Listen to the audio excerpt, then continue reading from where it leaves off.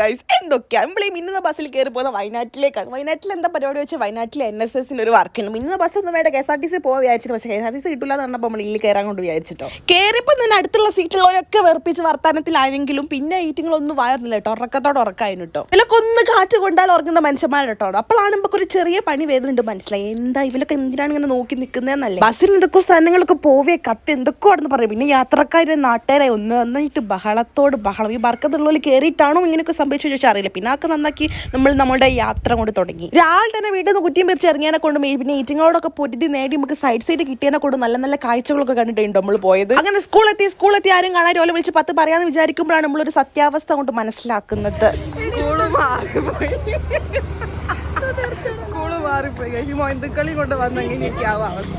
അങ്ങനെ തപ്പി പിടിച്ച് ഫൈനലി നമ്മൾ സ്കൂൾ എത്തി ഗൈസ്. അതിൻ്റെ അടുത്ത് തന്നെ അതിനെ കൊണ്ട് വലിയ പണിയൊന്നും ഇല്ലായിരുന്നു. പിന്നെ അതിൻ്റെ അടുത്തൊരു ഫുഡ് ഫെസ്റ്റ് നടത്തുന്നുണ്ടെന്ന് പറഞ്ഞപ്പോൾ അവിടേക്ക് ഒന്ന് കയറി ചെന്നിട്ടോ. പക്ഷേ പച്ചവെള്ളം കിട്ടില്ലാതെ മനസ്സിലായപ്പോൾ നമ്മൾ എല്ലായിടും ഇറങ്ങിട്ടോ. പിന്നെ നമ്മൾ സ്കൂളിലേക്ക് തന്നെ കയറിട്ടോ. അങ്ങനെ സ്കൂളൊന്ന് എക്സ്പ്ലോർ ചെയ്യാമെന്ന് വിചാരിച്ചു. പിന്നെ വരച്ച് വെച്ചതും വരച്ച് വെക്കാത്തതായിട്ടുള്ള കുറേ പെയിന്റിങ്ങും കാര്യങ്ങളൊക്കെ ഉണ്ടായിരുന്നു. അതൊക്കെ അവിടെ നിന്ന് ഫിനിഷ് ചെയ്തു. പിന്നെ നമ്മൾ ഓരോരുത്തർ ഓരോ വഴിക്ക് അങ്ങോട്ട് പോയിട്ടോ. ഓരോരുത്തർക്ക് ഓരോരോ പണിയായിരുന്നു കേട്ടോ.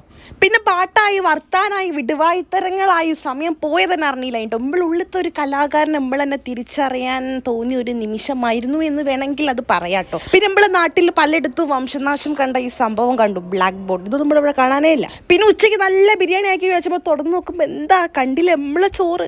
ഹിബിയൊക്കെ ആരൊക്കെയോ വിളിച്ച് എന്തൊക്കെയോ തള്ളുണ്ടായിട്ട്, ഇവിടെ മഴയുണ്ട് അവിടെ മഴയുണ്ട് അങ്ങനെ എന്തൊക്കെയോ പറയണ്ടായിട്ട്. പിന്നെ ഇതായിട്ടോ നമ്മളെ സ്കൂളിൽ പിന്നെ കൂട്ടിന് ഇവലും ഉണ്ടായിട്ടോ. നല്ല മഴയും കാര്യങ്ങളൊക്കെ ആയിട്ടോ. സത്യം പറയുകയാണെങ്കിൽ ഇന്ന് നല്ലൊരു ദിവസമായിരുന്നു കേട്ടോ. Everything will happen in its on time എന്ന് പറയുന്നതിൽ കാര്യമൊക്കെ ഉണ്ട് കേട്ടോ. അതിൽ കാര്യം ഇല്ലാണ്ടില്ല. എന്താ വെച്ചിട്ടുണ്ടെങ്കിൽ കോളേജും പൂട്ടി വെക്കേഷനുമായി വീട്ടിൽ ചടച്ച് വേരൊറഞ്ഞ് കുത്തിരിക്കുന്ന സമയത്താണ് NSSന്റെ ഈ വർക്കൊക്കെ വരുന്നത്. അപ്പം എങ്ങനെയെങ്കിലുമൊക്കെ വീട്ടിൽ നിന്ന് മുങ്ങാന്നുള്ളൊരു ആലോചനയിലാണ് ഇങ്ങനെയൊക്കെ ചെന്ന് ഇവിടെ എത്തിയത്. എന്തേ വന്നിട്ട് കാണാനു എന്നൊരു പരിഭവം ഉണ്ടായിരുന്നു. ആരെ കൊരങ്ങനെ അപ്പം കണ്ടില്ലേ.